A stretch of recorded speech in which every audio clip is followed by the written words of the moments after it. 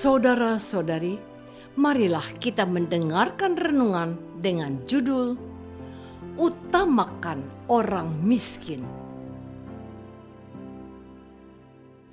yang berdasarkan pada Injil Lukas bab 14 ayat 13 dan 14a.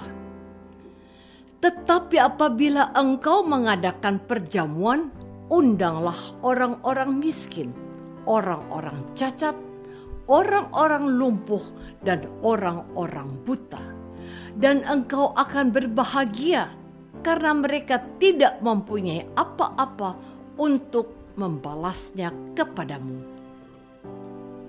Dalam nama Bapa dan Putra dan Roh Kudus.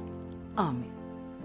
Saudara-saudari terkasih dalam nama Tuhan Yesus Kristus, saya tidak tahu kesan pertama apa yang timbul dalam hatimu ketika mendengar himbauan Tuhan Yesus ini. Undanglah orang-orang miskin, orang-orang cacat, orang-orang lumpuh, dan orang-orang buta. Masa iya ketika mengadakan pesta perjamuan kita mengundang orang-orang yang disebutkan oleh Tuhan Yesus itu? Saya kok tidak yakin bahwa orang-orang itu ada dalam list atau daftar calon tamu yang akan saudara undang pada pesta perkawinan yang akan Anda selenggarakan untuk anak kesayangan Anda. Biasanya yang kita undang itu adalah kerabat dari kedua calon mempelai. Betul? Mereka yang diundang adalah mereka yang pernah mengundang kita dalam pesta yang pernah mereka adakan juga. Betul? Beberapa orang mengundang sejumlah orang penting. Beberapa waktu lalu kita melihat tontonan yang disuguhkan secara live di TV nasional. Beberapa artis mengundang pejabat negara dan pesohor negeri ini, termasuk Presiden Jokowi. Lalu, bagaimana dengan Anda? Apakah Anda siap menanggapi permintaan Tuhan Yesus hari ini? Saudara-saudari terkasih, saya tidak ingin membuat Anda bingung. Saya juga ingin Anda tahu bahwa di layar kaca kita bisa menemukan pemandangan yang justru kebalikan dari apa yang sudah saya sebutkan di atas. Beberapa artis ibu kota juga merayakan ulang tahun anak mereka dengan mengundang anak-anak yatim piatu. Bahkan mereka merayakan ulang tahun mereka di tempat anak-anak yang kurang beruntung itu. Beberapa waktu lalu saya juga ikut mengunjungi anak-anak panti asuhan dan berbagi berkat dan kasih dengan mereka dalam merayakan hari Natal di tempat mereka. Saya tidak tahu apakah itu yang dimaksudkan oleh Tuhan Yesus ketika Dia berfirman, "Dan engkau akan berbahagia karena mereka tidak mempunyai apa-apa untuk membalasnya kepadamu." Tuhan sebenarnya mempunyai maksud apa dengan firman-Nya hari ini? Apa betul-betul kita diminta bertindak persis dengan kata-katanya itu? Dalam hal ini, saya menangkapnya bahwa sepantasnya kita tidak melupakan mereka yang tidak beruntung dan tidak dalam hitungan kita pada saat kita berbahagia. Janganlah kita lupa berbagi sukacita dengan mereka yang tidak bisa membalas kebaikan kita. Saudara-saudari terkasih, izinkanlah saya mengutip lagi firman Tuhan ini. Tetapi apabila engkau mengadakan perjamuan, undanglah orang-orang miskin, orang-orang cacat, orang-orang lumpuh, dan orang-orang buta. dan engkau akan berbahagia karena mereka tidak mempunyai apa-apa untuk membalasnya kepadamu. Saya hanya ingin mencatat bahwa orang miskin, orang cacat, orang lumpuh, dan orang buta adalah kelompok orang-orang yang memiliki keterbatasan untuk jangankan untuk menolong orang lain, untuk membantu dirinya sendiri saja. Mereka memiliki banyak hambatan. Bahkan Tuhan Yesus sangat memberikan perhatian istimewa kepada mereka.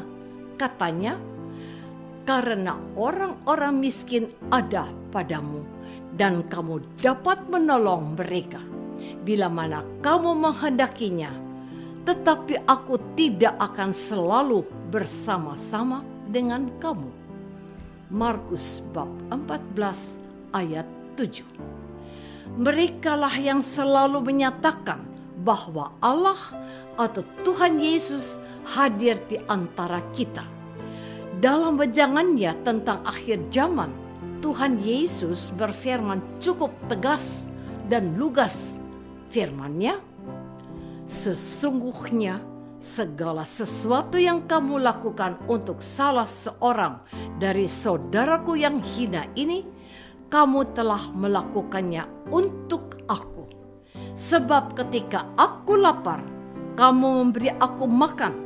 Ketika aku haus, kamu memberi aku minum.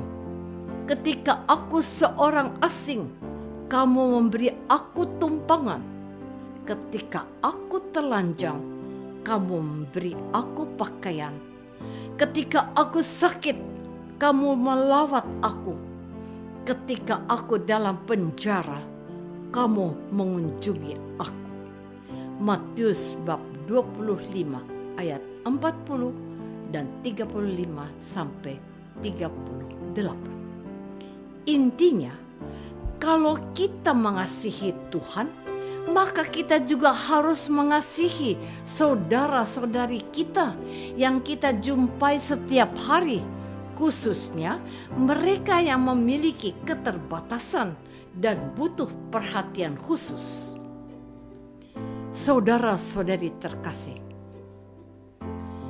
Tuhan Yesus dalam karya pelayanannya berjumpa dengan banyak orang yang memiliki keterbatasan dan perlu perhatian khusus itu. Ia menyembuhkan orang lumpuh, ia mencelikan mata orang yang buta, ia membantu orang lumpuh bisa berjalan lagi, ia memberi orang-orang yang kelaparan makan dengan menggandakan 5 roti dan 2 ekor ikan. Ia mentahirkan orang kusta, ia bahkan membangkitkan orang yang sudah mati. Kita diundang untuk melakukan hal-hal itu supaya mereka merasakan kebahagiaan karena dicintai dan diperhatikan. Kelompok Legio Maria contohnya, mereka mengunjungi orang sakit, mengunjungi orang-orang yang sedang dipenjara. Kelompok ibu-ibu di lingkungan juga meluangkan waktu mengunjungi saudaranya yang sedang sakit untuk mendoakannya agar cepat sembuh, dan masih banyak contoh lainnya.